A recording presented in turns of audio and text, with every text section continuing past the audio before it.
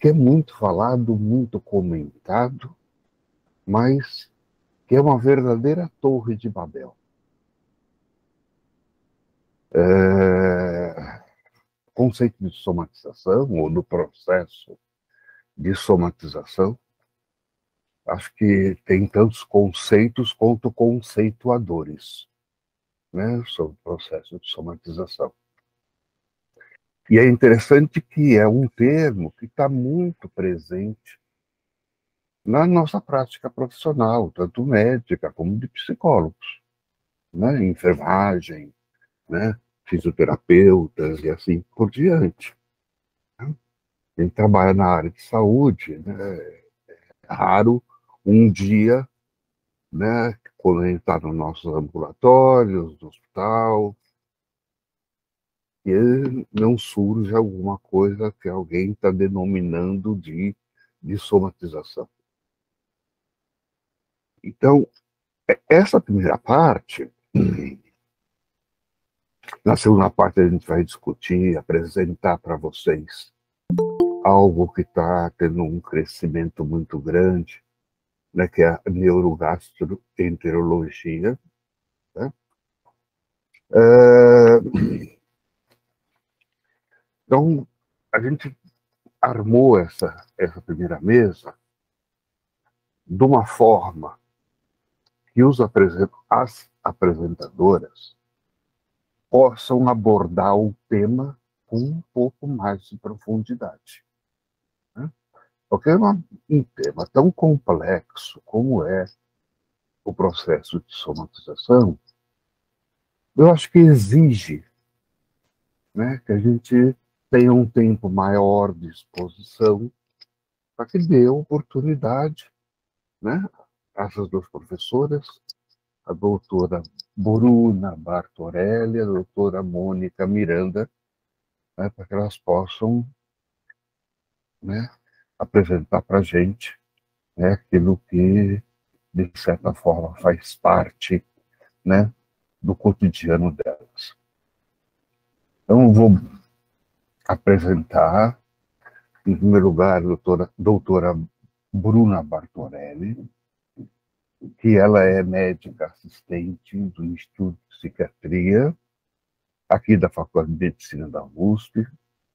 Ela é fundadora e chefe, né, de um serviço multidisciplinar especializado no atendimento de pessoas com transtorno somatoforme e transtorno factício. Em seguida, a doutora Mônica Miranda, né, que ela é professora afiliada da Unifesp, Universidade Federal de São Paulo, e também professora da Universidade Cruzeiro do Sul. Bom, não, como vocês estão podendo observar, né, a gente está tendo a oportunidade de aprender, né? Tenho certeza que eu vou aprender bastante coisa, né, com as duas professoras convidadas. Então, acho que seria bom a gente começar pela Bruna, porque o trabalho da Mônica é um trabalho muito interessante, né? É uma escala de transtornos somáticos, né? Eu acho que pode até complementar aquilo que a Bruna vai fazer. Bruna, se não me engano, o nome do teu ambulatório mudou, né? Não estou te ouvindo.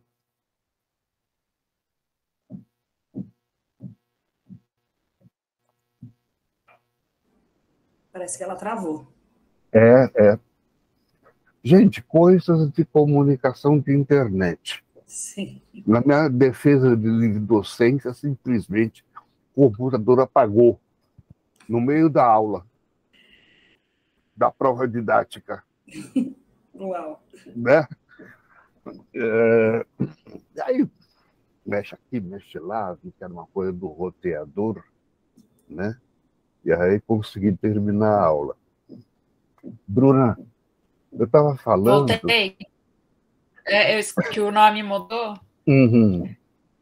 Tá? Não, sempre foi Soma. Uhum.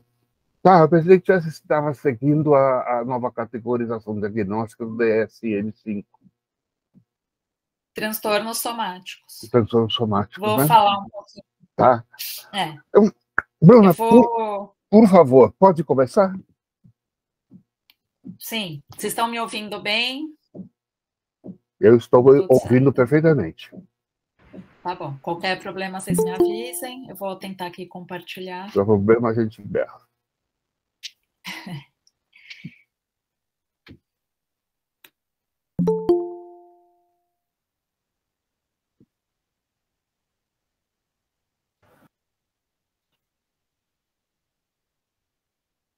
Oi, Luísa, você também vai. Que honra ter a tua presença aqui na parte da tarde. Obrigado pelo. Vocês estão vendo minha tela ou não? Não, Bruna, eu estou.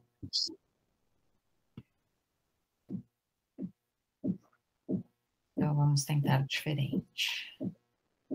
Mas eu vou ir falando, porque senão a gente se perde no tempo. Vou marcar aqui também para não me estender.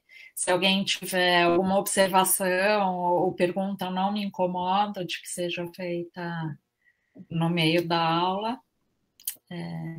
Só a gente precisa tomar cuidado com o tempo mesmo. Essa porcaria que está sempre limitando a gente. Não é possível compartilhar sua tela. Uau!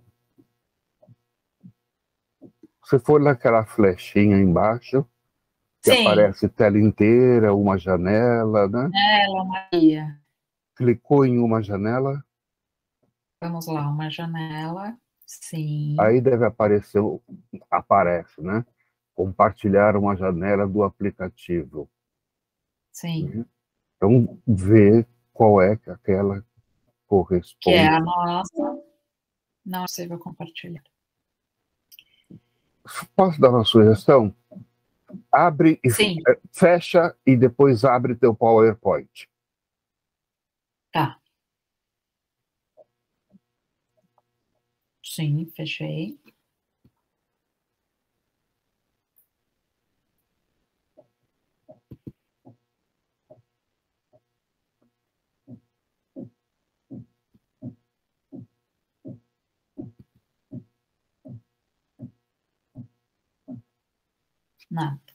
Nada.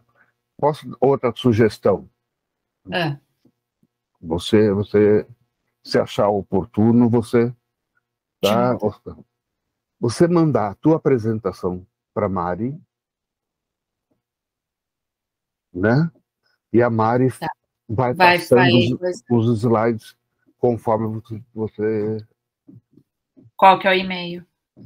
Mari, Oi, dá o teu e-mail para a doutora Bruna. vou colocar aqui no chat, peraí. Tá.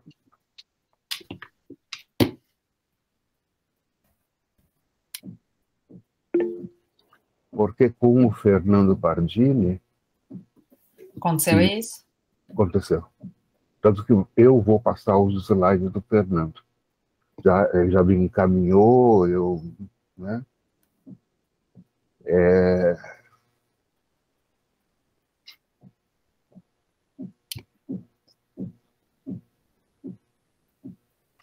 Bruna, eu estava com. Viu, Mônica? Eu estava conversando com o Fernando, que no primeiro semestre de 2020, lá no início da pandemia, eu só consegui dar aula porque meus alunos me auxiliaram. Só que eles ficavam, professor, ó, aperta ali, faz isso, faz aquilo. Se não fosse eles, não tinha conseguido dar aula, né? Mas Bom, enviei. Eu vou falando, a hora que a Mariana conseguir, ela abre, tá bom? Ok, Mari? Ok. Então, vamos lá. Basicamente, o que eu vou tentar trazer aqui é um pouco, não tão profundamente o conceito de somatização, porque acredito que seja algo que a maioria esteja já familiarizado, mas né, como que a psiquiatria classifica e vê esse tipo de quadro e como que nós tratamos né, essas doenças lá no Ambulatório de Transtornos Somáticos DPQ, o SOMA. Eu comecei esse serviço, tive a ideia de fundá-lo muito por perceber que esses pacientes não tinham lugar algum, porque na medicina, nas especialidades, eles eram muito investigados, mas em algum momento não se encontrava ali uma explicação, e o que era dito a eles você não tem nada, vai para a psiquiatria. Por sua vez, quando eles chegavam na psiquiatria, não é que também tivesse um serviço que né, conseguisse acolhê-los e tratá-los. Então, são os pacientes que ficam ali rodando o hospital infinitamente, sem ter um espaço, e o ambulatório foi fundado a partir dessa observação minha e do professor Montarelli, que é neurologista. A gente trabalhava no Interconsultas e recebia muito encaminhamento com pacientes com esse tipo de quadro. Pode ir passando, Mari, por favor. Podemos ir para o outro. Aí.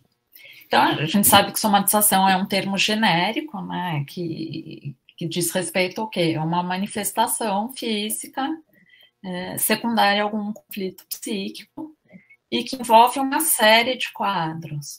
Então, acho que a questão da terminologia é bastante confusa, né? As pessoas referem de inúmeras maneiras esses quadros, e somatização envolve tanto eventos pontuais normais, que não são doenças, todo mundo somatiza a partir do momento que está vivo e pensa e está aqui nesse mundo, as doenças psicossomáticas e os transtornos somáticos propriamente ditos, que são objeto do nosso estudo.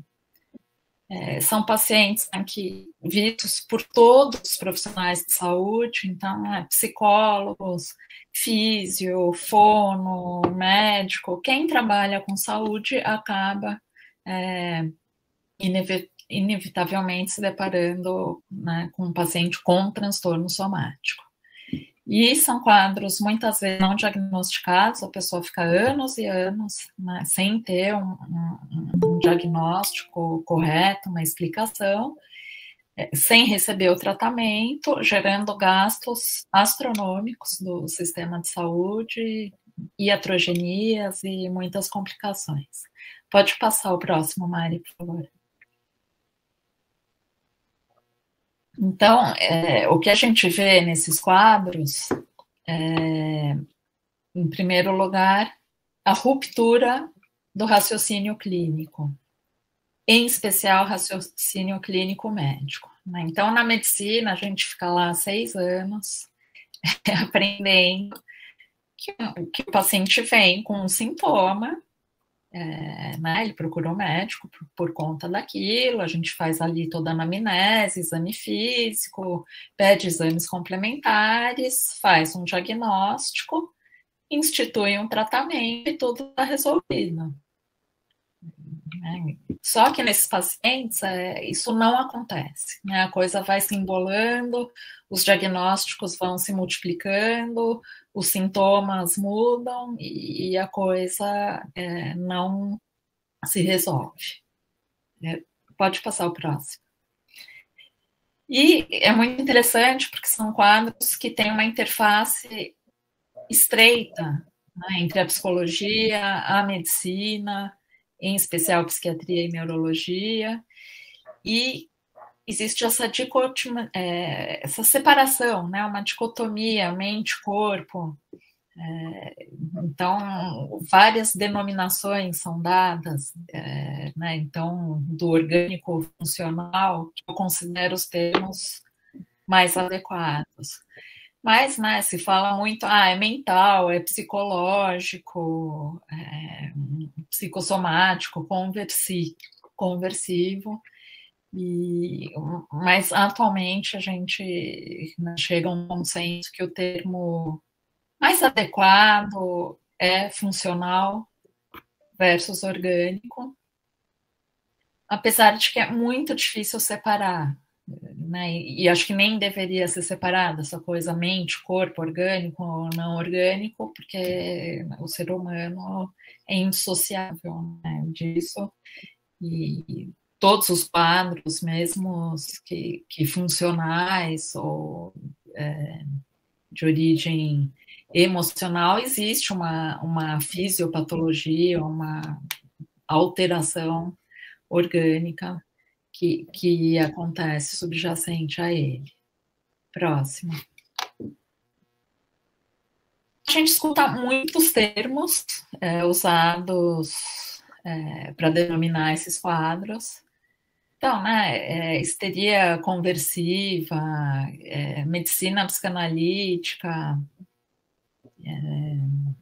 psicossomática, transtornos somáticos. Isso muitas vezes é confundido, né, falado como coisas iguais. Existem semelhanças nesses termos, mas não são a mesma coisa. Isso causa bastante confusão. A gente vê muito com os residentes. A gente tem residente no ambulatório e são residentes do primeiro ano, ou seja, eles acabaram de se formar e passam nesse serviço. E eles ficam super confusos, né, com os termos, questão também de psicose, não psicose, neurose, que são termos que os psicanalistas, psicólogos usam de uma maneira diversa da psiquiatria. Então, existem muitas formas, né, de denominar esses quadros e de compreender teoricamente também, o que é bastante interessante. Próximo. Então, a psiquiatria tentou categorizar os transtornos somáticos de uma forma mais clara, até o DSM-4, que a gente usou até 2013, existiam muitas subdivisões, eram os transtornos somatoformes, que a gente chamava. Então, a denominação atual é transtornos somáticos, mas muitas vezes se fala como termos semelhantes, e de fato são, mas procurou-se facilitar o diagnóstico, principalmente para os não psiquiatras, porque quem vê esse paciente inicialmente nunca é um psiquiatra. São clínicos, o reumato, o gastro, o neurologista, e precisava-se fazer isso de uma maneira mais clara e com menos critérios diagnósticos. E acho que a grande mudança do DSM-5, se a gente for pensar, né, o que foi mais importante nessas mudanças, foi a questão de não ter mais a necessidade de excluir organicidade.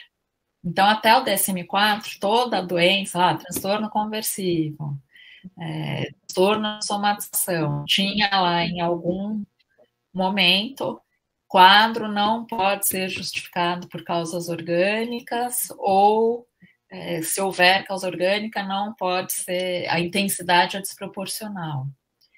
É algo que na prática não funciona. A maioria dos pacientes tem uma questão funcional e orgânica junto. E ficava uma briga também, porque às vezes o paciente falou, tá vendo, meu exame deu alterado, então eu não tenho transtorno somatoforme, porque meu exame mostrou uma coisa ali. Então, o que a gente leva em consideração atualmente é como o indivíduo lida com a doença. Então, essa que é a grande diferença, e acho que é a grande sacada no DSM-5. Então, não importa se é um quadro, né, que tem algo orgânico ou não junto, mas o que a gente percebe é que a relação do indivíduo com aquele sintoma é, né, desproporcional, é patológica. Mas isso eu vou falar um pouquinho mais para frente em cada um dos transtornos. Pode passar o próximo, Mari, por favor. Obrigada. Então, atualmente, quais são os quadros que fazem parte dos transtornos somáticos? Né, são todas doenças em que existem queixas físicas ou sintomas físicos importantes, incapacitantes.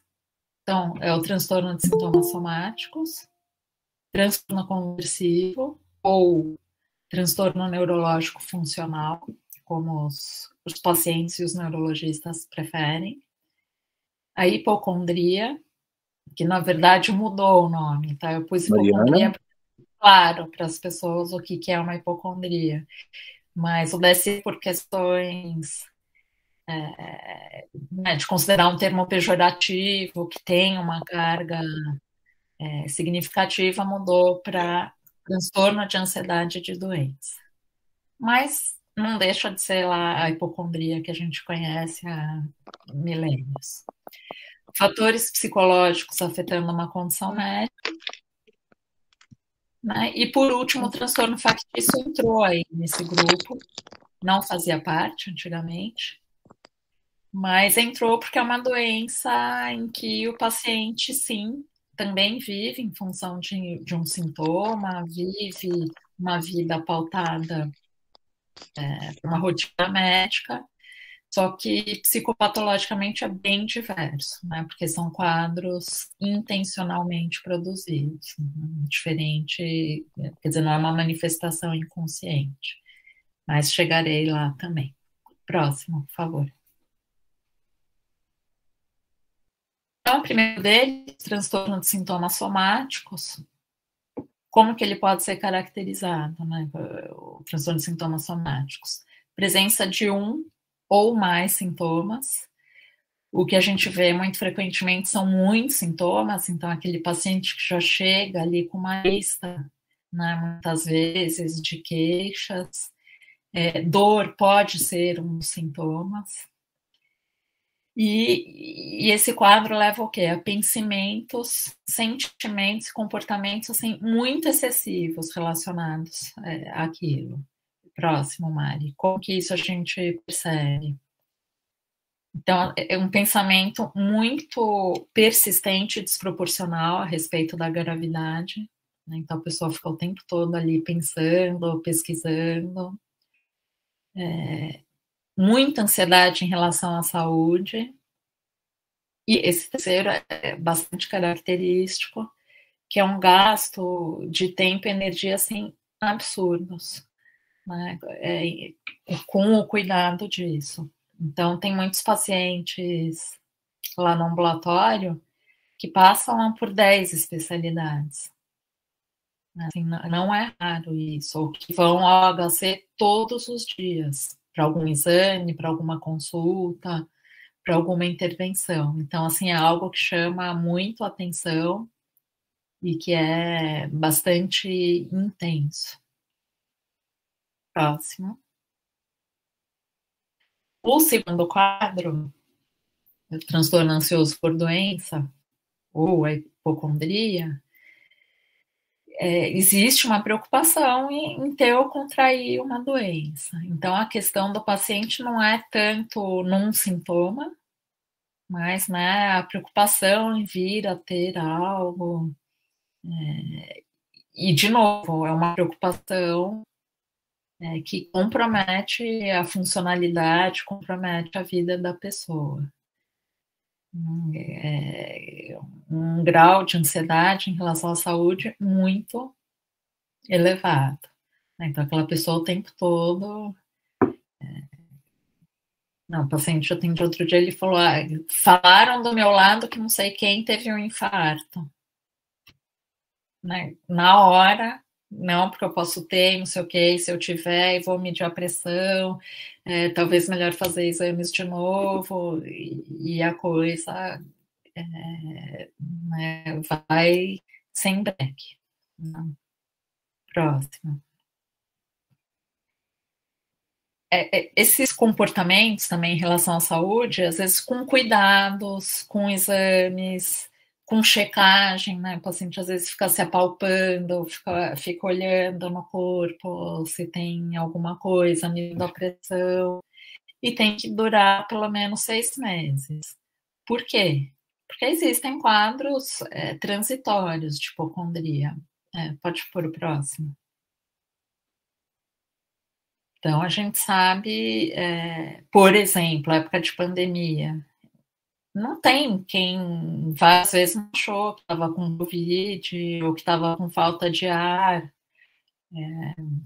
né, ou apresentou sintomas, mas isso é muito frequente em epidemias, pandemias, ou hipocondria do estudante de medicina também, que começa a estudar muitas doenças e bem frequentemente começa a sentir alguma coisa, né, ou ter dúvida de poder estar com alguma patologia ou desenvolver algo. Isso vale até também para transtornos mentais. Acho que muito aluno começa a ler o TSM, CID, e fala, não, eu acho que eu tenho isso, será que pode ser? Né, mas são quadros transitórios que a pessoa, uma vez, né, faz um exame, vê que está tudo bem, pronto, acabou. Não é o caso do transtorno ansioso de doença, que é algo que persiste. E acho que é importante falar sempre que tem um contínuo. A gente não consegue separar as coisas tão como é no manual. Então, os quadros somáticos podem se interpor. Então, tem paciente que tem, num momento, mais características hipocondríacas depois de um transtorno somático. E dentro da hipocondria existem graus até o transtorno delirante persistente, que já não é mais um transtorno somático. Mas a gente vê muito no ambulatório, né? Alguns pacientes desenvolverem para um quadro mesmo delirante, psicótico. E são todos quadros bastante incapacitantes. O interessante é mencionar que, né, as partes que mais frequentemente são foco de queixa é cabeça, sempre primeiro, né? Dor de cabeça, posso ter um tumor, pescoço, abdômen e tórax, nessa ordem. E existe uma comorbidade muito grande desses quadros com transtorno de personalidade, né, principalmente obsessivo-compulsivo, porque às vezes até lembra um pouco, né, uma característica obsessiva-compulsiva, dessa preocupação constante com a saúde e alguns quase rituais, né, de checagem a respeito disso. Próximo.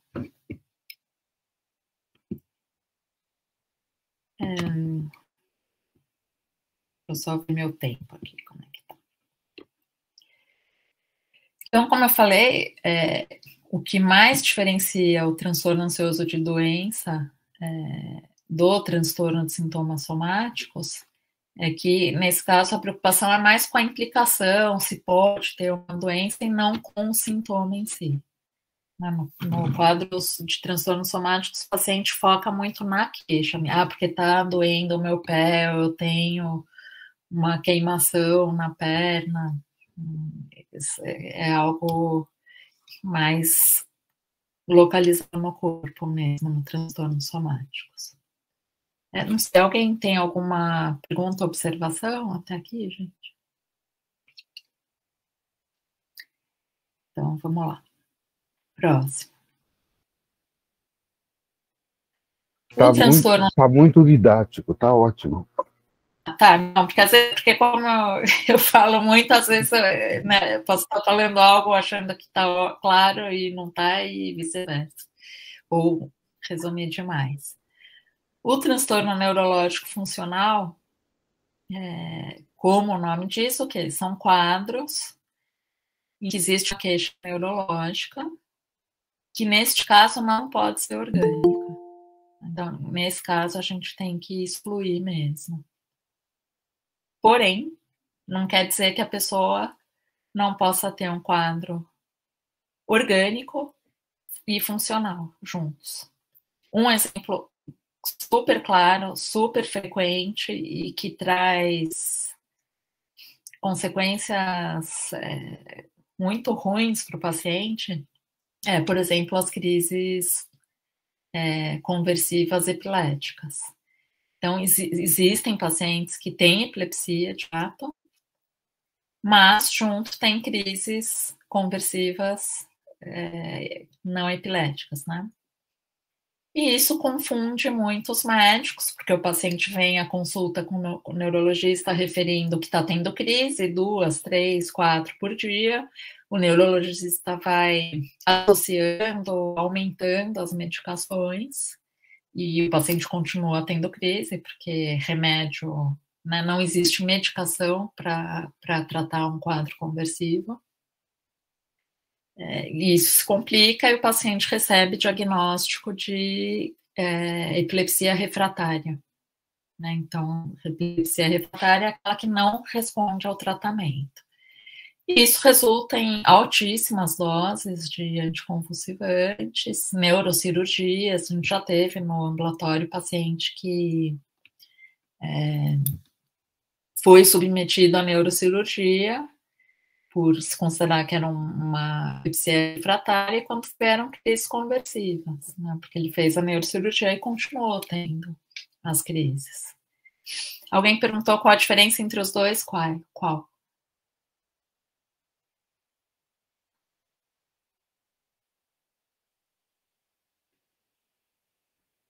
Entre ambos, a Gabriela.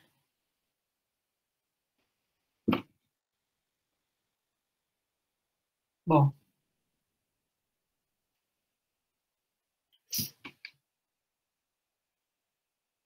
Então, que na crise epilética existe um foco, ou seja, a pessoa tem um foco de epilepsia no cérebro, e por isso tem os desmaios, as crises, e a crise conversiva é um quadro de origem emocional, né? São as velhas crises histéricas, né, que a gente vê no ambulatório hoje.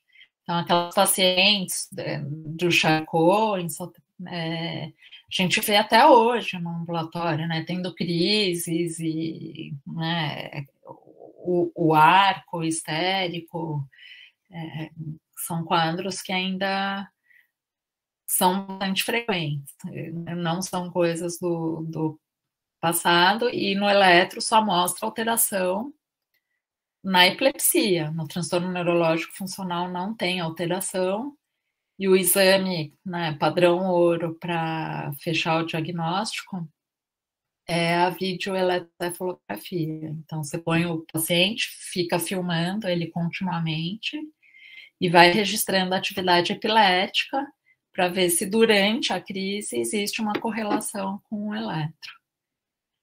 Apesar que em todos esses quadros, principalmente os neurológicos funcionais, a observação é soberana. Se você observar bem a crise do paciente durante a crise, existem diferenças bem significativas que uma pessoa, um neurologista, né, com experiência, um psiquiatra que trata da área, a gente consegue diferenciar. Isso vale também para todas as paralisias, fraquezas, né? Paciente que anda, a gente tem muito paciente no ambulatório que deixou de andar, que acordou paraplégico, tetraplégico, sem conseguir falar, com surdez, cegueira. Então, existe quadro conversivo com qualquer sintoma neurológico. E é bastante curioso. O diagnóstico precoce é lógico que é fundamental, porque uma pessoa que está 1 mês na cadeira de rodas, ela vai ter complicações orgânicas, ela vai ter atrofia, vai ter perda de massa muscular. Então, se a gente conseguir diagnosticar rápido, instituir o tratamento, a evolução é muito mais favorável.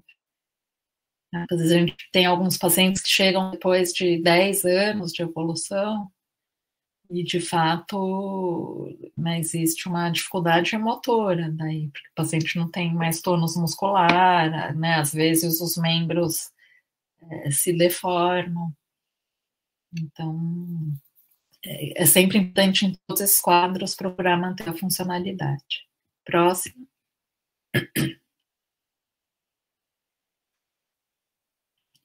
No transtorno neurológico funcional, muitas vezes a gente vê um fator traumático desencadeante. Então, o paciente conta, estava em casa, recebi a notícia que, sei lá, meu primo morreu e perdi a força nas pernas e não consigo mais andar nem mover as pernas. Né? Às vezes, para a gente é bastante claro essa correlação, mas o paciente não relaciona tanto. Né? Não é necessário para o diagnóstico, mas muitas vezes a gente percebe, fazendo anamnese na história, vendo isso. Pode coexistir quadros dissociativos. Os episódios dissociativos não fazem parte dos transtornos somáticos, mas se eu for dar uma explicação, o episódio dissociativo é um transtorno neurológico funcional de sintoma cognitivo. Né? Então, são aquelas amnésias, paciente também tem alguns lá. Acordou, foi dormir, acordou, não lembrava mais nada, não reconhece ninguém, não sabe quem é o marido, quem são os filhos, não sabe o próprio nome, tipo, né, apaga. Então, é comum coexistir, queixas de memória, de confusão mental também. Próximo. Os fatores psicológicos influenciando outras condições médicas é, de longe, o mais comum de todos esses. E são quadros que nós não tratamos no ambulatório, porque praticamente, né, muitos pacientes que estão no hospital geral, no ambulatório internados, têm, né, algum fator ali emocional que pode interferir na evolução ou no aparecimento dos sintomas ou na adesão ao tratamento mesmo. E não é um quadro que nós costumamos tratar, porque é muito frequente e é algo que, né, um psicólogo ali nos serviços consegue dar conta. Não é necessário uma equipe interdisciplinar para cuidar desse tipo de quadro. São quadros muito frequentes e menos graves. Próximo. Próximo também. O transtorno factício, não sei se vocês têm familiaridade com esse termo, já ouviram falar? Acho bom você apresentar, porque não é uma coisa muito falada no meio da psicologia. Agora vai ser, porque eu ouvi dizer no ambulatório quarta que a novela das 9 tem uma personagem que tem transtorno factício. Então, está começando a falar bastante o assunto. E tem algumas séries também que mostram pacientes com esse quadro. Mas transtorno factício é o quê? É um quadro psiquiátrico no qual o paciente intencionalmente, ou seja, ele tem consciência daquilo, né? Não é algo inconsciente, ele falsifica ou provoca em si próprio uma doença. Para que fazer isso? No caso do transtorno factício, não pode haver nenhum interesse financeiro, judicial, né? Quando existe um interesse financeiro judicial, a gente considera que é uma simulação. É aquela pessoa, sei lá, que quer, né, conseguir uma aposentadoria por invalidez, etc. O paciente com transtorno factício, ele quer ser paciente, ele quer ser cuidado. Então, são pessoas que vivem em função, né, de procurar serviços de saúde e internações, provocando doenças. Quem que perguntou? A Silvia. Sim, a síndrome de Munchausen é uma variante do transtorno factício, são os casos mais graves do transtorno factício. E, na verdade, é o que a gente acaba tendo no ambulatório. Então, o HC, por ser um serviço terciário, os casos que vêm são muito graves, e a maioria dos factícios que chegam tem síndrome de Munchausen. Então, assim, são pessoas que vivem 100% em função de ter cuidado médico, e elas usam de vários meios para conseguir isso. Então, você pode inventar uma doença. Então, sei lá, chegar no pronto-socorro, eu chego e falo, eu tive uma síncope, eu desmaiei e me trouxeram para cá. Daí vão investigar, né, a pessoa vai receber um cuidado médico. Até os casos mais graves, em que a pessoa realmente faz coisas bastante perigosas, como contaminar sangue, né? A gente tem paciente no ambulatório que faz pneumotórax, ela fura o pulmão dela, né, com uma agulha para ter pneumotórax e é levada para o hospital, tem que fazer drenagem, são coisas bastante graves, infecções, feridas que não caçaram, né, a pessoa fica se machucando, se intoxicando, daí o que o paciente faz depende muito do conhecimento. Esse estudo aqui foi bastante interessante, porque eles pegaram 455 pacientes e, porque eles queriam ver o perfil desse tipo de quadro, e eles viram que, primeiro, 66% mulheres, que é um pouco que a gente vê no ambulatório, e esse dado, que é o que chama mais atenção, 57% profissionais da área da saúde. Então, é muito frequente que os pacientes com transtorno factício sejam ali da área da saúde, né? Auxiliar de enfermagem, médico, enfermeiro. Então, e são pessoas que têm conhecimento médico. E o que a gente vê é que quanto mais conhecimento médico a pessoa tem, mais grave tende a ser. Porque ela consegue fazer coisas mais sérias, né, consigo própria. E que a maioria dos pacientes opta mesmo em provocar uma doença. Então, a gente vem muito paciente em hematologia, com sangramentos que ninguém descobre, fazendo várias transfusões, e com a investigação se chega muitas vezes à conclusão que a pessoa toma anticoagulante escondido, por exemplo, né? Ou hipoglicemia, insulina, então a pessoa se aplica a insulina, muitas vezes entra em coma por hipoglicemia e é levado repetidamente para o pronto-socorro. Tem um monte de pergunta aqui, me perdi. Uma senhora que através do... isso eu vou chegar no factício procuração. Tá. Questão da iatrogenia acontece em todos os quadros somáticos, né? Porque como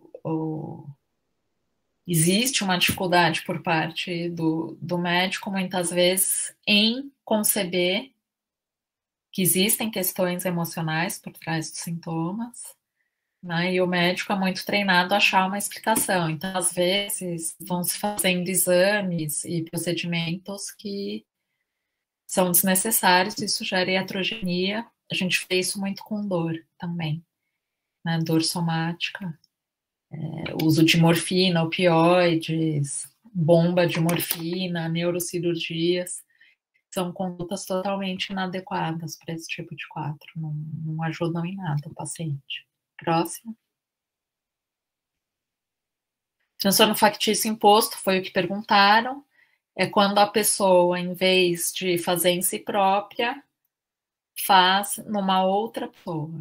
Então, o cuidador, em geral, a mãe, provoca doenças no filho. Eu falo filho porque é mais comum em crianças, mas tem descrição na literatura de transtorno factício imposto em adulto, muito em idosos também são vítimas em potencial, e deficientes mentais, né? Pessoas com déficit intelectual conseguem se proteger menos. Então, a pessoa provoca a doença, alguma alteração na criança. Os métodos mais usados são sufocamento e envenenamento com remédio. E levando a criança, falar, a criança não fala, a criança está sedada, está estranha, né? Ou provoca infecções, ou às vezes a criança tem uma doença mesmo e a mãe não trata corretamente. E fica levando o tempo todo ao hospital, pedindo intervenções, exames. A maioria das crianças tem menos de 5 anos de idade, e sendo que a média é 40 meses. Então, são crianças pequenas, e você vê que demora muito para fazer o diagnóstico, que 7 a 15 meses nesse estudo. Então, né, 1 ano, muita coisa pode acontecer com essa criança. A mortalidade é alta nesses quadros, até 33%. E muitas vezes a gente vai ver a história, já tem outro irmão, que o outro filho tinha uma doença que ninguém descobriu, que o outro filho morreu, né? E o transtorno factício imposto é uma forma extrema de abuso infantil que requer medidas legais quando acontece. Próximo. O quadro clínico, eu vou falar de todos em geral, né? Porque não daria para esmiuçar cada um. Mas o que a gente vê sempre são pacientes que chegam ali com muitas queixas muitas vezes que não tem conexão, a gente não consegue encaixar tudo num diagnóstico. Se fala muito na literatura do efeito do funil inverso, que é o quê? Normalmente, quando a gente investiga uma queixa, a gente vai chegando a algumas hipóteses diagnósticas, né? Vai fazendo exames e se chega a um diagnóstico. Nesses pacientes, não. Quanto mais investiga, mais hipóteses vão sendo feitas e nunca se chega a uma conclusão. Muitas vezes, depois de tudo isso, que o paciente ouve, você não tem nada. Então, é bastante frequente. História médica imprecisa, são pacientes que têm dificuldade de contar um pouco da história de vida, a cronologia das coisas. Isso a gente percebe também os psicólogos, né, na entrevista, os eventos da vida. Falta de resposta aos tratamentos. Então, aquele paciente que toma um remédio nunca funciona, muito efeito colateral, muita queixa, muita ansiedade e depressão comórbidos. Então, é bem frequente existir um quadro depressivo e ansioso que necessita tratamento medicamentoso, muitas vezes. Próximo.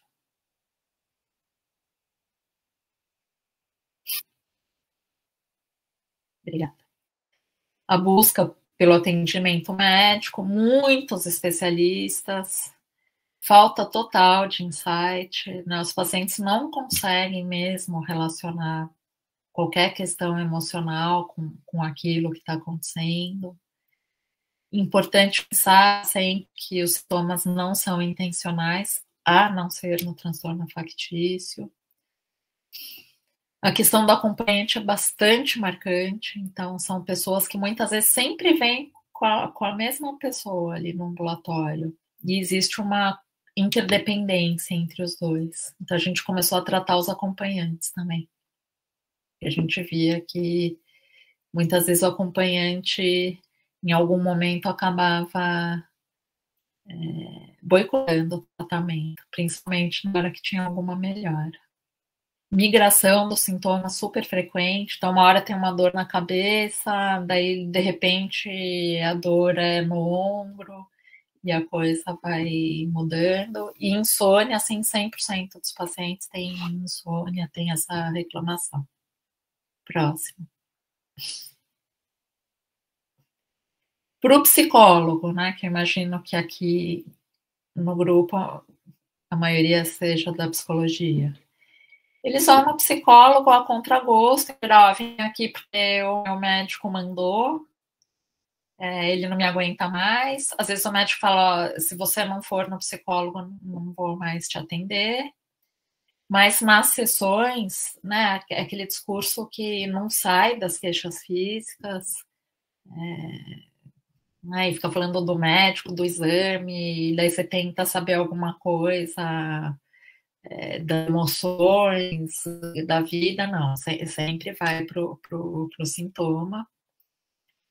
Muita dificuldade de simbolização e associação, né, um discurso mais concreto por muitas vezes.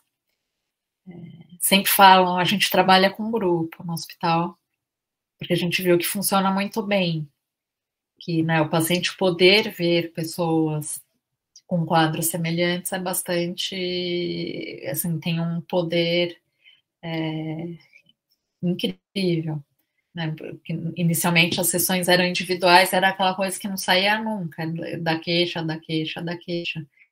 Eles chegam muito contrariados, não tenho nada a ver com essas pessoas que estão aqui, porque o meu caso é diferente, porque eu tenho essa dor e ninguém ainda descobriu. E muitas faltas também nas sessões, né? Porque eu tinha médico nesse horário. Então, são características no início do tratamento, pelo menos. Isso, com a evolução, tende a mudar e os pacientes começam a aderir muito bem e se beneficiar bastante.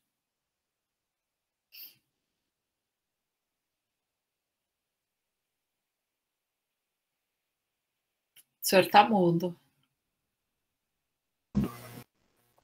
Não, estava te agradecendo pela apresentação. Muito didática, né? Tem uma didática muito legal.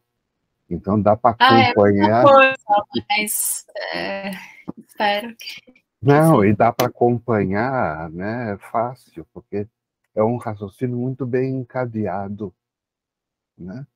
Então, eu acho que deu para elucidar muita coisa, né? Eu vou colocar só no chat, a gente tem um site do serviço legal. Com muitas informações a respeito de transtornos somáticos, tem vídeos, tem muito material, tanto para profissionais de saúde quanto familiares e pacientes.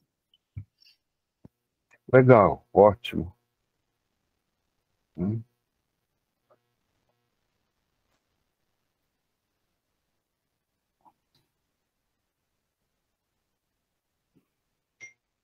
Obrigado, Bruna. Deixa eu copiar aqui, para não perder, né?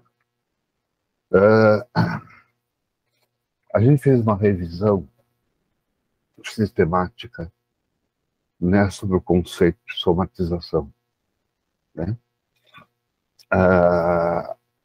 Não publicamos porque a gente cometeu um erro metodológico que, de certa forma, comprometia o estudo como um todo. Mas a gente obedeceu.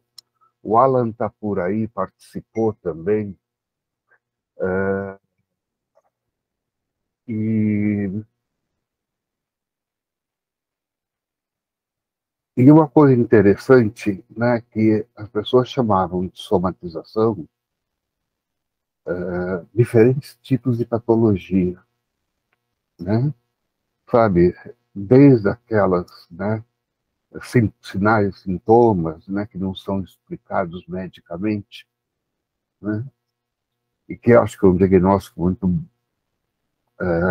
maroto, porque depende muito da onde a pessoa está sendo atendida, né? Se ela está sendo atendida aqui em São Paulo, né, no HC, no INCOR, né, a Benê, sabe? É uma coisa muito diferente, né, de um de uma outra localização do país, onde você não tem tantos recursos médicos, né, até de propedêutica. E tinha outros que eles conceituavam a somatização dentro dessa categoria, mas terminavam o artigo falando sobre aqueles fatores psicológicos que influenciam condições médicas, né? Mas, gente, era uma loucura, né? A gente levantou, né, no espaço de 5 anos, quase 300 artigos, né? E espero que teve esse erro metodológico besta que a gente cometeu e comprometeu. A pesquisa, a gente não pôde compartilhar os resultados da pesquisa, né, com o pessoal da área de saúde, né? Mas eu gostaria de ler.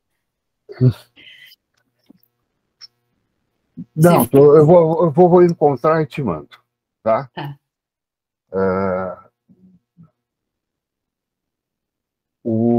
Agora,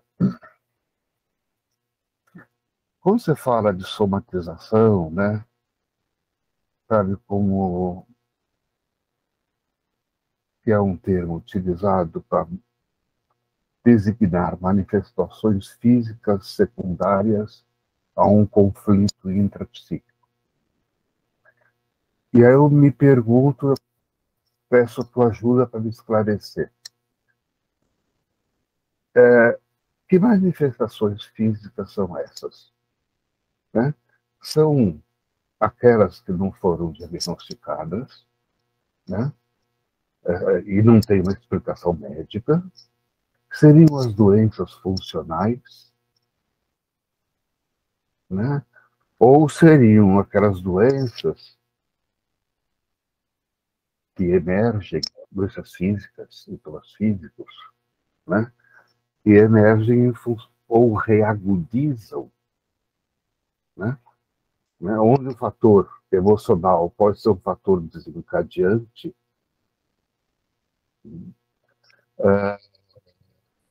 e aí, são 3 patologias que têm perfis epidemiológicos muito diferentes, né? E aí eu fico, é que eu uma vez escrevi, né? É tentar colocar tudo isso no mesmo saco, quando não Saco cabe. Quando não cabe, porque você tem perfis clínicos diferentes, perfis epidemiológicos diferentes, né? E uma coisa que você falou, né? Sabe? Que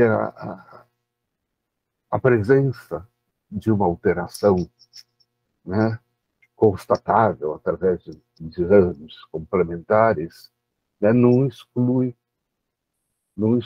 que a somatização possa estar frequente. Então, a gente teve 2 pesquisas de mestrado no laboratório, foram 2 com coluna vertebral, Uhum. né? E numa delas era impressionante porque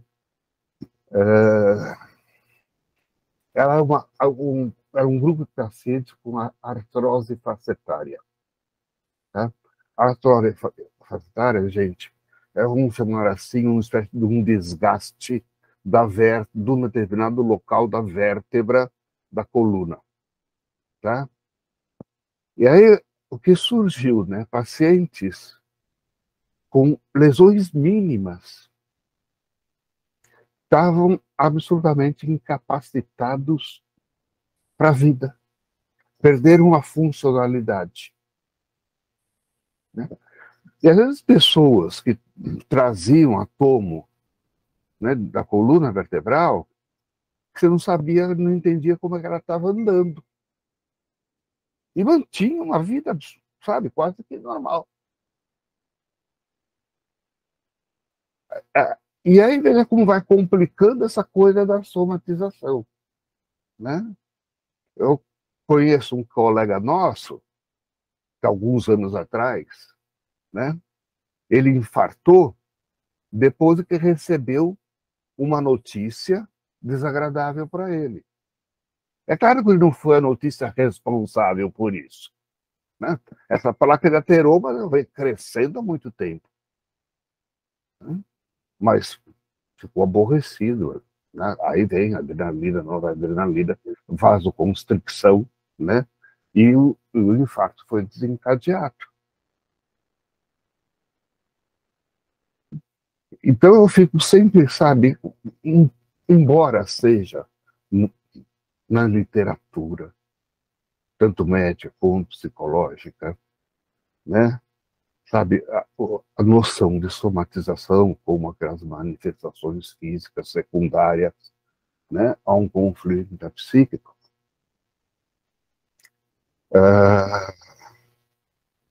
Eu fico meio confuso com isso, Bruna, né? Porque, inclusive, tem o seguinte, das reações de aniversário, né? Eu lembro que quando estava para fazer ambulatório, de clínica médica, fiz muito tempo, que eu adorava, eu adoro, né? Tinha uma determinada senhorinha, né, que todo ano aparecia lá no ambulatório, né, numa determinada data. E aí a gente foi pesquisar, era o aniversário de morte do filho dela, né? Isso pode ser uma somatização? Pode. Né? Uma dor psíquica, né, com uma intensidade tal que só a expressão psíquica, né, não é suficiente. Né? Parece que o corpo tem que sempre acompanha, mas no caso dela, sabe, estava acompanhando e sinalizando esse sofrimento psíquico. Né? Já falei demais, desculpa. Mas, assim, de fato, o termo somatização é extremamente amplo e usado de formas muito distintas. E acho que engloba todos esses quadros, desde algo pontual, que não é uma doença, é um evento, né, até os transtornos somáticos mesmo. Né, e aí eu acho que é um extremo disso. Aí eu acho que o DSM-5 ele deu uns 5 passos adiante em relação ao DSM-4, do transtorno somatofóbico. Porque aí você tinha, né, o F45 e o F54, né? E o DSM-5 ele consegue pensar, né, ou nos permite pensar sobre uma série de patologias onde o conteúdo emocional é bastante significativo. Porque houve até uma discussão no início, quando foi lançado, mas está muito genérico, todo mundo vai receber o diagnóstico de, né, transtorno somático, com essa simplificação. Mas agora, já quase 10 anos depois, tem estudos mostrando que não, que isso não interferiu na incidência, né, no diagnóstico. Acho que foi muito mais simples, porque no DSM-4, o transtorno de somatização, acho que tinha uns 30 lá, critérios diagnósticos, era uma coisa assim... Maluca. Super complicada. E assim, efetivamente, quem acaba fazendo o diagnóstico inicial não é um profissional da área da saúde mental. Então tem que ser um pouco mais simplificado mesmo. Mas a terminologia é um saco de gato, porque mistura tudo. Uhum. Disfonia, conversão, né? Muita gente associa transtornos somáticos à histeria, transtorno de personalidade histriônica, e a gente vê que no ambulatório tem muitos outros tipos de estruturas, né? A gente tem paciente psicótico, né? Aquele paciente também da psicossomática psicanalítica, né? Funcionamento operatório. Então, são muitas apresentações dentro de uma categoria ali, né? Porque o DSM agrupou isso tudo pensando que são quadros que têm uma queixa física que é muito intensa, desproporcional e que interfere na funcionalidade. Mas a psicopatologia é diferente. Uhum. Tem a psicodinâmica, né, do quadro de conversão histérica é muito diferente da psicodinâmica do paciente orgânico, com queixa predominantemente orgânica, né? Isso foi estabelecido lá na década de 50 pelo Franz Alexander. É um trabalho pouco divulgado dele, né?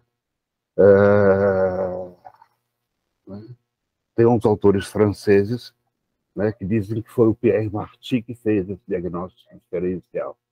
Né? Cada um puxa a brasa para a sua sardinha, né? A gente sabe. Sim. Né? Mas isso cai bem, cabe da minha maneira de entender. Cai legal para mim, né? Tem me ajudado. Né? Mas aí tem uma pergunta de um rapaz, acho que é um rapaz, se ainda existe certo preconceito contra fibromialgia. Não sei, assim, que entende por preconceito, porque daí fibromialgia é outro saco de gato, porque tem uma briga, né? Porque os reumatologistas, né, consideram um diagnóstico reumatológico e daí a gente no ambulatório vê muito como um transtorno somático. Mas pode ser, não pode ser, depende, na verdade, da intensidade, né, dos sintomas da fibromialgia. E acho que é um diagnóstico bastante frequente, né? Mas que a gente acaba também não recebendo tantos pacientes com fibromialgia, porque daí seriam acho que 100 vezes mais pacientes que a gente já tem. Então, né, porque são quadros, podem ser quadros bastante graves, incapacitantes ou não. Sim. Então, acho que o critério, de novo, é como que a pessoa com fibromialgia lida com aquele quadro. Né? Você pode ter duas pessoas com fibromialgia, uma continua trabalhando, faz suas coisas, tem dias piores, tem dias melhores. E o outro tem, né, exatamente o mesmo quadro, para de fazer tudo e passa a viver em função daquela queixa, né, das dores, e que não dá para trabalhar, que não dá para sair, que não dá para fazer nada. Isso vale para qualquer diagnóstico. Obrigado, Bruna. Obrigado. Obrigado mesmo. Ajudou a ordenar meu pensamento, sabe, mais, melhor, tá? Acho que foi para todo mundo também, mas seguiu, né, nesse sentido, né? Então, Prazer. te agradeço muito. E aí nós vamos passar para a doutora Mônica. Doutora Mônica Miranda, né? É um trabalho maravilhoso sobre a escala de sintomas somáticos. Né? Tradução e validação para o português brasileiro. Né? Eu pedi para ela que ela apresentasse aqui para a gente. Tá bom? Obrigada, Melina. Boa tarde, gente. A minha apresentação vai ser um pouco mais técnica do que essa apresentação maravilhosa da Bruna, né? Uma fala bem bacana da Bruna. Também é mais técnica mesmo, porque envolve, né, esse desenvolvimento da tradução, adaptação de uma escala sintomas somáticos, porque a gente não tinha no Brasil. Eu fui orientadora do mestrado na Universidade de Ibirapuera, que tinha o programa de mestrado em psicossomática, que era o primeiro no Brasil, mas infelizmente está indo de mal a pior a universidade, eu saí de lá no final do ano, né? E aí, nas pesquisas clínicas, a gente via muita falta de um instrumento, né? Comecei a buscar instrumento a aplicar nas minhas pesquisas, e falei, gente, não tem no Brasil instrumentos, né, dessa natureza. E foi daí a inspiração, né, para a gente poder fazer esse trabalho, que já vou aqui apresentar a vocês.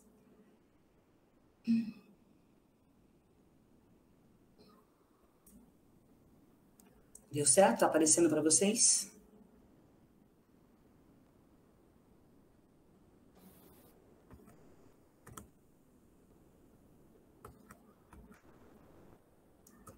Avelino, você pode me dizer se está aparecendo? Está aparecendo, sim. Ah, ótimo. Agora tá em outra... Ah, agora sim. Pronto, ótimo.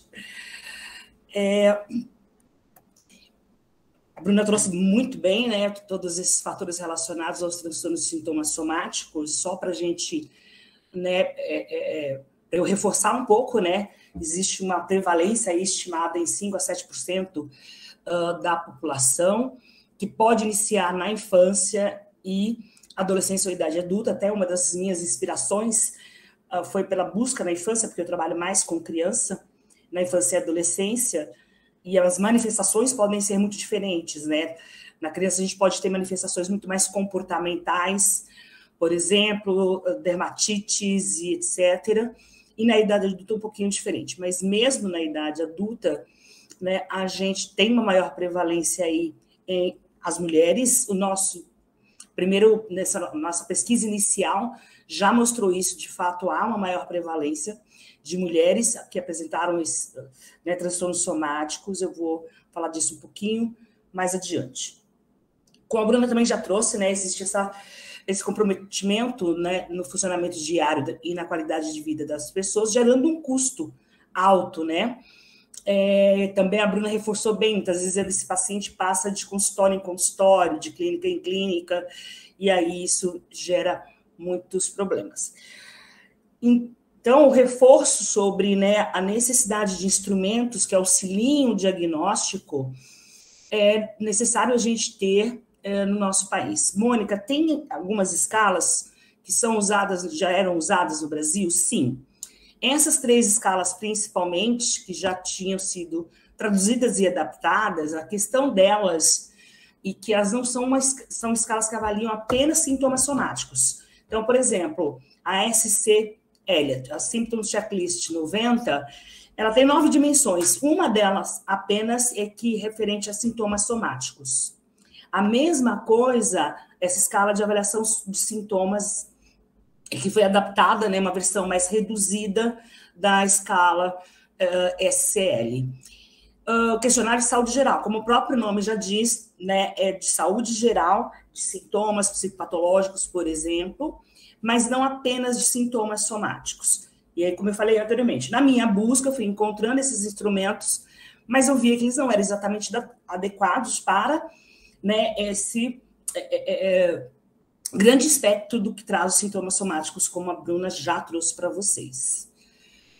Outra questão também é que essas escalas, elas são muito mais próprias para avaliação na população psiquiátrica. Mas como entender isso na população de forma geral? Que muitas vezes as queixas podem ocorrer apenas no último ano. Enquanto, né, que nos transtornos psiquiátricos, isso pode ter uma queixa, essa queixa pode vir por anos, né?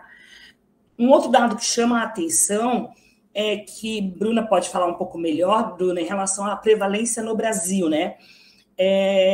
Eu não tenho esse dado da prevalência no Brasil, eu tenho apenas as pesquisas, uma pesquisa que foi feita envolvendo a América Latina como um todo. E observaram que os instrumentos aplicados podem aumentar ou, né, diminuir essa prevalência, ou seja, aumentar no sentido de ter prevalências meio falsas. Por conta disso, os questionários, os instrumentos serem poucos adequados à pesquisa nessa população. E aí, então, vem mais essa necessidade da gente ter instrumentos adequadamente validados para a nossa população. Aí, mais uma vez, nessa minha busca, né, me deparei com essa escala, até já tem estudos com a população mexicana, estudos bastante consistentes, e aí eu achei ela bem interessante, apesar de eu ter algumas críticas a ela, e depois quero ouvir um pouco da Bruna também, o que ela achou. Então, avalie esse programa de sintomas, que eu já vou mostrar, e de manifestações somáticas, para uso na população geral, e não apenas na população psiquiátrica. E, mais importante, livre acesso. Então, a gente não precisa ter direitos comerciais, autorais, o que impacta bastante no Brasil ultimamente. Só para eu contar um pouco de mim, para vocês entenderem, eu sou psicóloga, neuropsicóloga, mas há muito tempo eu trabalho com adaptação e desenvolvimento de instrumentos. E sempre chamo bastante atenção da necessidade da gente ter aí, né, esses instrumentos com um passo a passo muito claro. Até para quem está aqui trabalhando com pesquisa e falar, Mônica, eu fiz uma tradução do instrumento, eu posso usar na minha pesquisa? Talvez não. Porque você pode ter vários vieses que tem que tomar bastante cuidado, tá? Que aí eu vou falar um pouquinho sobre isso. O que é a ESSR? A escala de sintomas somáticos.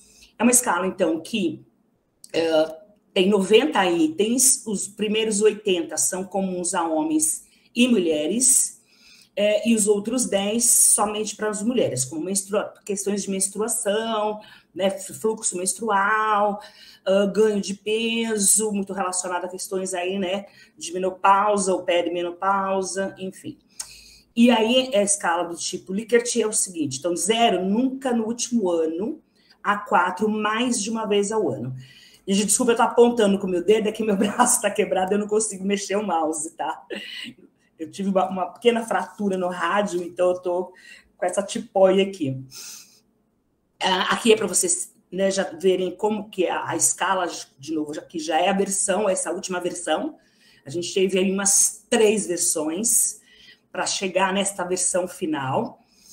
Então, vai ter questões muito de resfriado comum, palpitações, respiração difícil ou incômoda, desconforto ou sensação de mal-estar, né? Isso ocorreu nunca durante o último ano, raramente, ou seja, não mais do que uma vez ao ano, algumas vezes durante o ano, frequentemente, aproximadamente uma vez ao mês, ou 4, né? Mais de uma vez ao mês. Então, qual a frequência, né, destes sintomas que a pessoa vai assinalar. Então, tem várias questões, como eu falei anteriormente, são 90, e aí, então, elas são agrupadas nestas subescalas.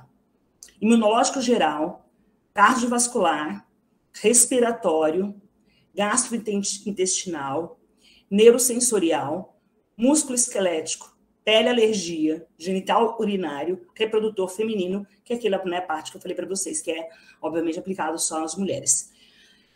Então, tem essa gama, né, de subescalas em relação a esses transtornos estarem para um ou mais domínios, né, de somatização, o que também é bastante interessante. Esse foi o tema de mestrado da minha aluna, lá no PPG, de psicossomática, e aí, como eu falei para vocês, bom, a gente queria aplicar essa escala numa pesquisa com uma população já atendida na clínica escola, para ver a incidência, né, de transtornos somáticos nessa população atendida na clínica escola. Porém, aí, como eu falei para vocês, para que ela tinha bastante interesse, a minha aluna, né, de aplicar nessa população já, então a gente pode fazer a tradução e aplicar. Eu falei, não, né? Porque tradução e adaptação para uma pesquisa, você tem que pensar bem o tipo de nível de viés que você pode ter, né? Então, uma adaptação inclui esses processos, ajuste cultural da língua. No caso do português do Brasil, é mais desafiador isso ainda. Então, está aqui, olha, instrumentos mal adaptados podem gerar dados inconsistentes ou não confiáveis, né? E aí, para além disso, comprometer, né, os próprios dados, a análise psicométrica ou análise estatística que você vai fazer, comparando o seu grupo clínico com o grupo controle, por exemplo, né? Porque você, mais uma vez, vai ter aí problemas em relação a isso. O artigo foi aceito esse ano pelo Cadernos de Saúde Coletiva, portanto, vai ser disponibilizada a escala no próprio site da Caderno de Saúde Coletiva para quem quiser. Para quem quiser agora também está disponível, eu posso enviar, né? Mas aí não precisa vocês ficarem me contatando, vai estar disponível a escala na íntegra para aplicação. Então, Mônica, já é possível aplicar? Já é possível aplicar, mas eu vou dizer só qual é alguns problemas, porque a gente não tem uma grande amostra ainda, tá? Mas os cuidados, então, em relação à tradução e adaptação, né, de um instrumento. Então, a gente pegou a escala já traduzida em espanhol, ao invés da escala original, porque também ela foi lançada há muito tempo, 1999, né? E a escala em espanhol já tinha passado o processo de tradução e algumas adaptações. Então, nós fizemos a tradução da escala espanhola. E aí, então, vocês observam, né? Foram feitas traduções por dois juízes independentes, duas tradutoras, independentes, ou seja, elas não tiveram contato entre si, elas são fluentes em espanhol, na verdade, são nativas, né? Eram duas colombianas. Após isso, então, a gente faz uma síntese, os pesquisadores fazem uma síntese para ver diferenças entre as traduções e chegar a uma primeira versão. Depois foi enviado, então, para um comitê de 4 juízes. O Avelino participou como um dos juízes especialistas. Para quê? Para dizer, bom, então esse termo está adequado, esse termo não está adequado. Ele é compreensível para o respondente ou não? Já vou mostrar alguns exemplos de termos que foram bastante mudados, né? Aí a gente fez um primeiro estudo piloto com 45 pessoas. Mônica, isso é o suficiente? A literatura preconiza que quando você faz a tradução, a primeira tradução e adaptação, né, um número de 30 respondentes já é suficiente para que você já tenha noção de que está compreensível as instruções, que os termos, né, possam ser compreendidos também, ou tem termos que não são compreendidos, vão ter que sofrer modificações. E foi exatamente o que aconteceu. A gente teve mais 4 itens que sofreram modificação, e aí a gente partiu para um estudo maior com 172 pessoas. Olhem aqui algumas, né, das questões que apareceram em termos até de diferenças entre o tradutor 1 e o tradutor 2. Deixa eu ver se eu consigo colocar a ponteira aqui. Acho que eu consigo, com uma mão meio estranha, mas eu acho que eu consegui. Então, né, catarros ou resfriados comuns, em espanhol, um tradutor colocou resfriado comum, catarro ou resfriado comum, correto? Então, a gente, né, considerou que catarro ou resfriado comum caracterizava melhor a tradução da versão em espanhol. Deixa eu ver uma que tem bastante... aqui tem uma diferença bastante importante, né? Incômodos ou sensação de mal estomacal, desconforto. Então, são palavras distintas, né? Que podem trazer aí um viés, ou como eu disse, uma questão de mal adaptação. E aí, então, a gente considerou desconforto ou sensação de mal estomacal. Só que também os juízes, aí entra o papel dos juízes, a gente faz uma síntese das sugestões dos juízes nesse sentido. Catarro ou resfriado comum, os juízes consideraram que resfriado comum já era suficiente para dar conta aí deste item, sem haver uma modificação importante do original. Porque também tem isso, gente, tem uma questão da gente tomar cuidado para não transformar numa outra escala, né? Às vezes é comum as pessoas falarem, mas isso... será que não seria melhor escrever desta outra forma? Eu falei, bom, gente, aí é inventar outra escala, né? Você tem que fazer a tradução e respeitar a escala original, que já foi estudada, que tem já análises bastante robusta, mostrando que ela funciona. Se eu modificar muito, eu vou ter um problema que eu estou criando uma outra escala, né? Então, o cuidado da gente em não modificar excessivamente esses itens, mas também, ao mesmo tempo, torná-lo mais compreensível para a população que se destina, no caso aqui, a população brasileira. Então, olha, esse item ficou bem mais interessante, bem mais compreensível, né? De percepção elevada do batimento cardíaco. uma da sugestão dos juízes, sinto o batimento do coração mais acelerado, né? Ou seja, era uma explicação mais interessante, mais simples para as pessoas de baixa renda, por exemplo. Essa foi uma das coisas que o Avelino colocou muito para mim. Falou, Mônica, algumas coisas estão excessivamente técnicas, a gente vai procurar, né, entender, mudar um pouco para que as pessoas compreendam, senão, por exemplo, taquicardia, né, aceleração dos batimentos do coração, porque estava só como taquicardia na versão original, isso, né, para a população de baixa renda, eles não têm a menor noção que é taquicardia, né? Então, algumas alterações foram feitas nesse sentido de tornar mais simplificada a pergunta para a população geral. Muito bem. Aí aquele estudo, desculpa, que a gente fez, esse estudo que a gente fez com 172 pessoas, lembra que eu falei, né? Depois a gente passar pelo processo de tradução, adaptação, o primeiro estudo piloto que gerou mais modificações, a gente foi olhar. Tem uma consistência interna, né? Na psicometria, gente, para quem não conhece, aqui a gente vai... É muito comum com os estudos estatísticos usando o alfa de Kombrek, que está aqui. O que é o alfa de Kombrek, Mônica? A gente usa ele para analisar se existe confiabilidade na escala traduzida e adaptada. E essa estatística que vai nos dar isso. E aí, quando a gente vai olhar para esse alfa, quanto mais perto de 1 ele estiver, significa que tem mais consistência esses itens de fato. Mônica, quando é baixo? Baixo é menos de 5. Acima de 5 é moderado. Então, a gente teve bons índices, né? Índices moderados, porque entre 5 e 8 é moderado, tá? Então, a gente teve bons índices, né, moderados, mas são bons, porque a maioria esteve, né, acima de 6. A grande maioria esteve acima de 6. Ou seja, a gente pode dizer que os itens estão muito se comportando igual às versões em espanhol e a versão original.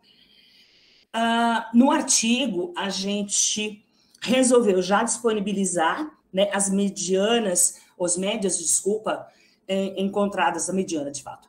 A mediana da população que a gente avaliou, sendo 172 pessoas apenas, e aí a gente também dividiu por faixa etária, tá? Então, aqui, o grupo 1, o grupo 2 e o 3, o grupo 1 eram sujeitos que foram entre 23 e 27 anos de idade. O grupo 2, 33 a 42, e o grupo 3, 48 a 55, ou seja, o adulto jovem, o adulto, esqueci agora como que a OMS classifica, que é o adulto jovem, esqueci, enfim. A gente procurou fazer as classificações segundo a OMS, porque a gente queria observar se com o aumento da idade a gente teria aí diferenças no padrão aí de transtornos somáticos. Mas como o N era pequeno, então a gente fez essa subdivisão para colocar uns grupos, né, mais novos, 19 a 24, desculpa, 19 a 24 tá o adulto jovem, não, esqueci agora, o adulto jovem é na faixa de 25 a 45. Adulto é o grupo mais velho. E aí, o que a gente observou de forma interessante? Nesses que tem asterisco, é que o grupo mais jovem apresentou mais sintomas de somatização. Mônica, como é que a gente explica isso? A literatura explica bem, né? Foi condizente com a literatura. A literatura traz que o grupo mais jovem, ele está exposto a mais fatores estressores, né, na vida acadêmica, e por isso ele pode realmente ter mais somatização. Do grupo mais velho, só um item que foi... qual é o item que agora até eu me perdi? Não, verdade. Todos os itens foram do grupo, né, mais jovem ter mais sintomas somáticos do que os outros dois grupos. Esse dado, de novo, ele é preliminar, porque a gente teve mais mulheres do que homens, bem mais mulheres do que homens. Então, não dá ainda para a gente dizer que isso pode ser generalizado. Porém, no estudo preliminar do meu aluno, ele foi em clínicas fazer o estudo dele, né, buscando pacientes que já tinham o diagnóstico de transtornos somáticos e, de novo, a gente teve um número muito maior de mulheres do que de homens, que é o que também a literatura nos traz. Mais um desafio para a gente, porque agora a gente vai fazer, né, a normatização dessa escala. Falando nisso, Avelina, a gente precisa conversar sobre isso, né? Precisamos marcar, porque a gente precisa dar continuidade aí. A gente fez uma primeira submissão à FAPESP, como sempre a FAPESP nega na primeira submissão e a gente precisa ressubmeter. E aí, qual é a ideia? De fato, trazer as normas para a população brasileira. E aqui é para trazer para vocês, eu sei que são, de novo, que são dados mais técnicos, mas para entender, para disponibilizar uma escala como esta para a população brasileira, eu preciso ter uma série de cuidados técnicos mesmo, né? De fazer uma análise, um estudo psicométrico robusto. Então, primeira coisa, eu já vou pular isso, que eu vou falando de cada etapa. Então, obviamente, a gente vai usar aí o que é mais indicado atualmente na área de psicometria, que é a teoria de resposta ao item, né?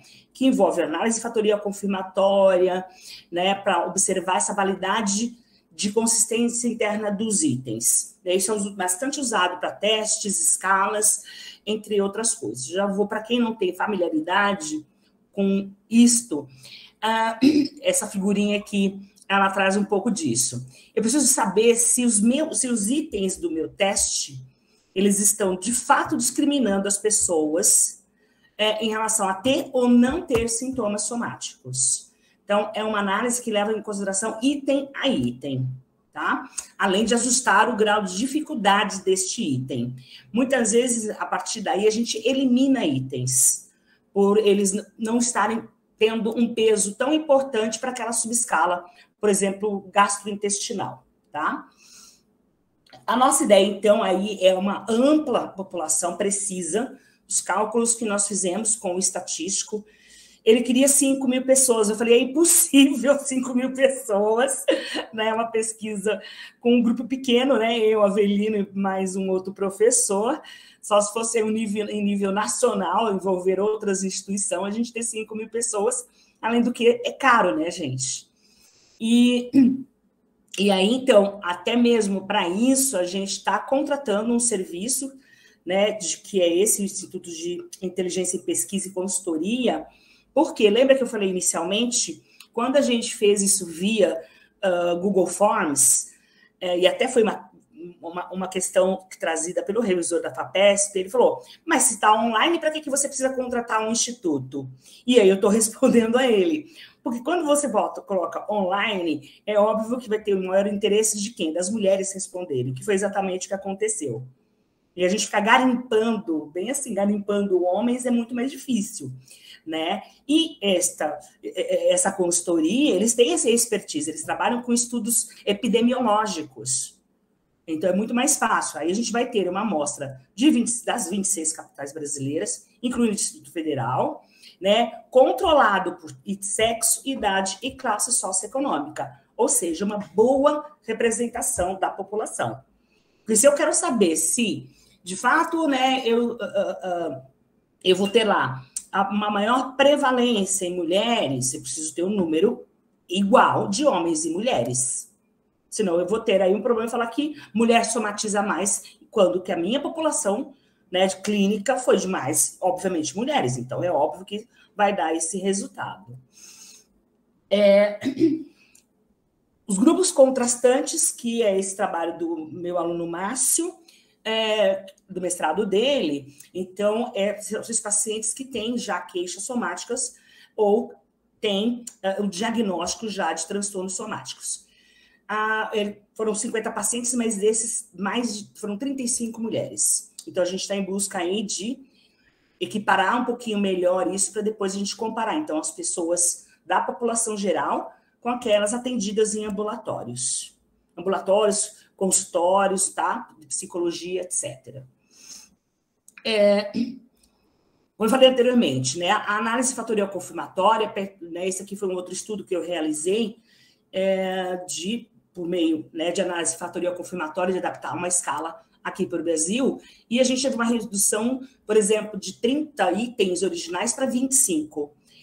Por que eu estou chamando a atenção disso? Porque, lembra que eu falei, eu acho a escala interessante, a escala de sintomas somáticos? Acho o número de 90 itens muito grande, muito. Né? É uma escala que provavelmente tem a redundância de itens. Mas quem que determina isso? A análise fatorial confirmatória. Não é a gente por, né, feeling, mesmo com a teoria que a gente tenha, mas essa teoria, né, que a gente tem e tem que ser embasada por análises estatísticas. Né? Então, por isso que esse trabalho grande de uma amostra, né, tão representativa, para a gente, de fato, analisar estes itens e ver se há uma discriminação, de fato, entre quem tem e quem não tem sintomas somáticos. Análise de variância, esse nome esquisito para saber o quê? Sofre variação, de fato, pelo sexo, pela escolaridade e pela idade? Então, lembra que eu falei anteriormente, né? Na nossa pequena amostra de 172 pessoas, a gente viu que o grupo mais jovem tinha mais sintomas. Mas será que isso é verdade ou porque a minha amostra não estava pareada adequadamente em relação ao sexo, escolaridade e idade desses participantes? Né? Então, por isso que essa amostra grande e esses critérios de o que varia em relação a ter sintomas somáticos. Homens e mulheres, a escolaridade é um fator que vai variar, também a presença e também a idade dos participantes. É isso, eu falo muito rápido, né? Desculpa. Obrigada de novo, Avelino. Eu espero que a gente em breve consiga aí disponibilizar essa escala para a população brasileira, mas mais uma vez, gente, está disponível. O artigo, mais uma vez, deve sair esse ano que vem, mas quem quiser, ela está disponível para uso. Obrigado. Eu não sei se eu já te contei, né, mas serve para o pessoal saber. Eu participei de uma banca de doutorado lá da Universidade Federal.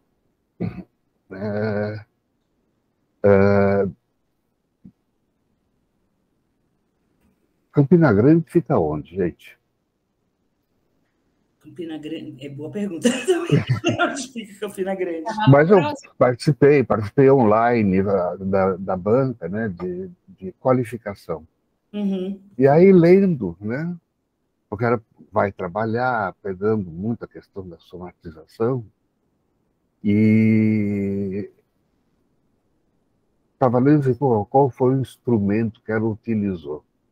Aí eu pulei várias páginas para chegar lá onde eu queria e era a tua escala, Mônica. Ah, que legal. Bacana. Era a tua escala, né? Ou seja, isto é um dado muito significativo. Sim. Né? É possível que ela seja muito mais aplicada em pesquisa do que na prática clínica cotidiana. Embora eu reconheço, né, que ela teria assim, uma grande utilidade em unidade básica de saúde.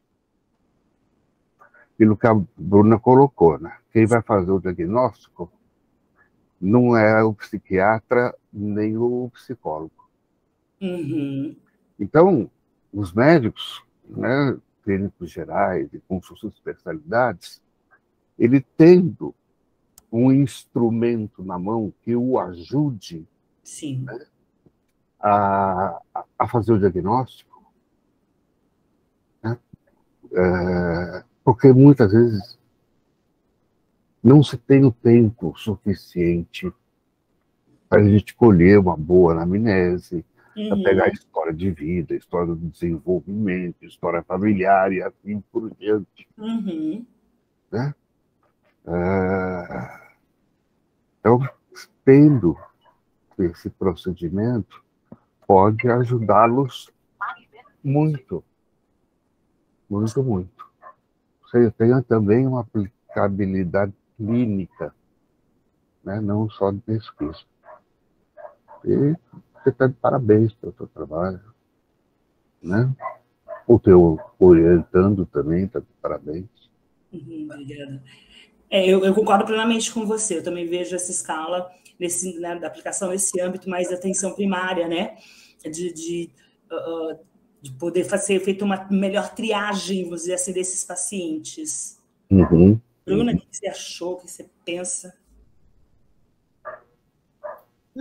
Eu penso justamente nessa apresentação, nesse uso na atenção primária. A gente no ambulatório fala muito da PHQ-15. Tem até uma revisão sistemática, né, eles aplicaram em 5.000 e tantos pacientes, e que viu que é um bom instrumento de rastreio. E acho que o TS8 também, né, sendo validado. Em aula, espera um pouquinho só.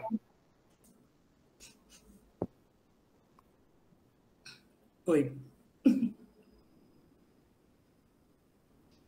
Eu acho que ele estava falando, não era com você, não, Bruna. Não era, não. Tocou o telefone numa paciente. Eu falei que estava em aula. Desculpe, eu devia ter explicado. Acho que as escalas são muito úteis, né? Tanto no rastreio, até no segmento também, né? De fazer periodicamente e avaliar a evolução. Sim.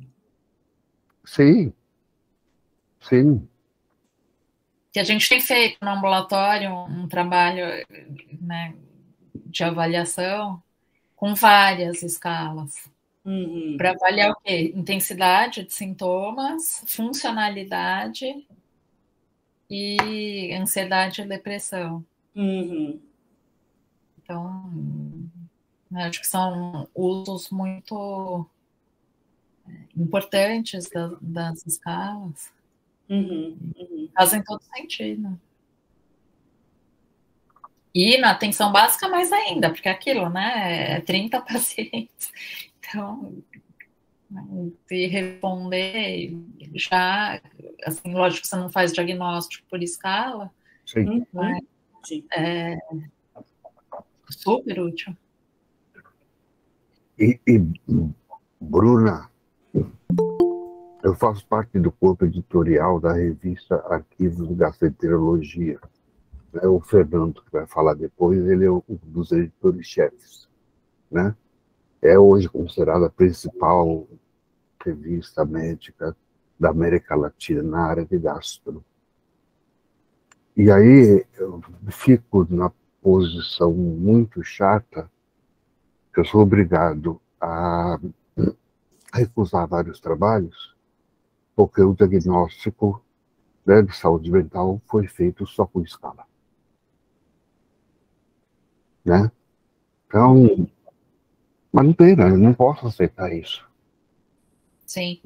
Não posso, né? Há pouco tempo atrás foi um trabalho da Turquia, com pacientes com doença inflamatória intestinal, sabe? Onde a metodologia eles colocam claramente, né? O diagnóstico de depressão foi feito em cima da escala de Hamilton para depressão. Né? As escalas são para acompanhamento, rastreio, mas não... E aí eu, infelizmente, devo um parecer de, olha, eu sinto muito, não podemos, né?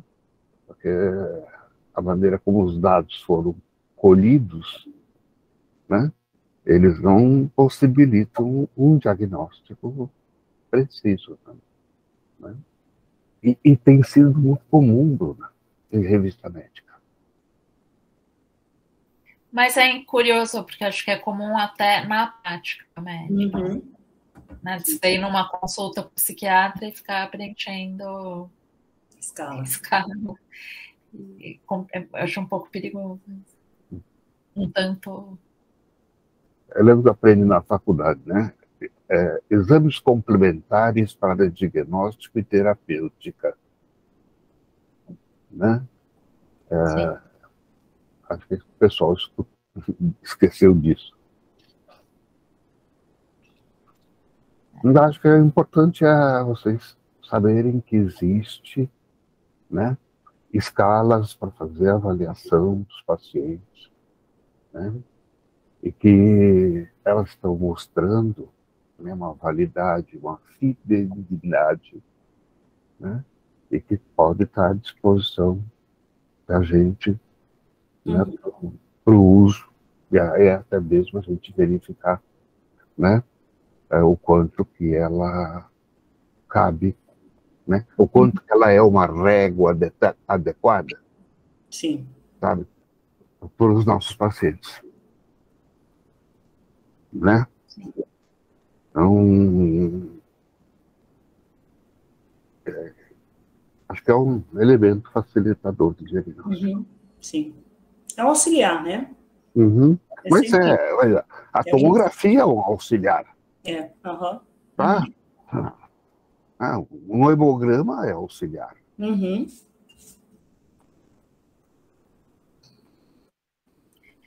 E se ajudar, né? Porque, assim, de fato, esses pacientes demoram muito tempo para receber o diagnóstico. E isso gera consequências enormes, né? Tanto para o sistema de saúde, quanto para a família, para o paciente. Sim. Então, acho que se contribuir, e vai contribuir com certeza, já é de muita importância. É uma coisa que vai servir a gente testando, experimentando, né, e ver se traz o resultado, né? Sim. Até agora está apontando nesse sentido, né? Sim. Né? Vamos ver. Né? Eu tenho uma boa expectativa.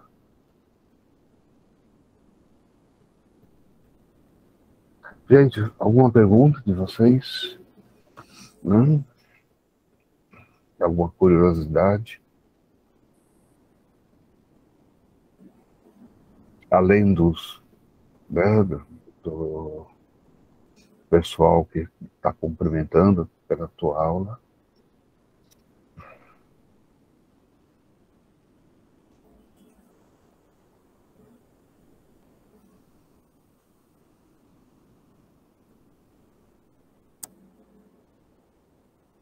Ok, gente. Bruno, muito obrigado mesmo. Obrigada pelo convite. Colaboração. Tá? Vocês duas abrilhantaram, né, esse espaço que a gente construiu para poder estar pensando, refletindo, né, sobre a questão da somatização, né? Eu ainda quero discutir mais, né? Talvez eu vou montar um evento aqui na USP, sabe, para a gente estar, sabe, tentando deixar isso um pouco mais claro, né? Mas dentro daquilo que eu estava imaginando e que eu estava propondo, e vocês duas, sabe, supriram plenamente aquilo que eu estava, a minha expectativa, né? Tá? Então, gente, num cafezinho, hein? Vai bem essa hora, não vai? Então, olha, um café de no máximo 15 minutos. Ok? Então, são 15h45, às 16 horas, a gente começa, né, com a mesa, vai ser composta fundamentalmente por mim e pelo Fernando Pardinho. Né? Ok? Gente. Obrigada pelo convite. Ótimo estar com a Bruna nessa mesa. Sim. Gostei bastante. Que bom, gente, que bom. Isso é muito gratificante para quem organiza uma jornada. Então, já a 15ª jornada. Né? 15 anos consecutivos, né? Fazendo a jornada de psico-onco e psicossomática. Estou me lembrando de uma frase do né? Whitaker era um médico major do exército norte-americano na Segunda Guerra Mundial, né? E ele escreveu um artigo sobre a questão da somatização, né? Não foi ele que bolou, quem bolou foi o pessoal da Europa, isso já na Primeira Guerra Mundial, né? Acho que foi o Adler na Europa, né? E o Scoville explica por que ele usou o termo somatização e não psicossomática, né? E aí ele dá uma opinião, né, que eu, Avelino, me identifico muito, né? Sabe? A psicossomática é muito mais ampla do que isto, né? A psicossomática é uma forma, né, de abordagem, de compreensão, de intervenção, né? Biopsicossocial, né? E da somatização eu estaria falando mais sobre uma determinada patologia, né? Então, eu lembrei, né, da origem da palavra, pelo menos. Tá? Gente, até já!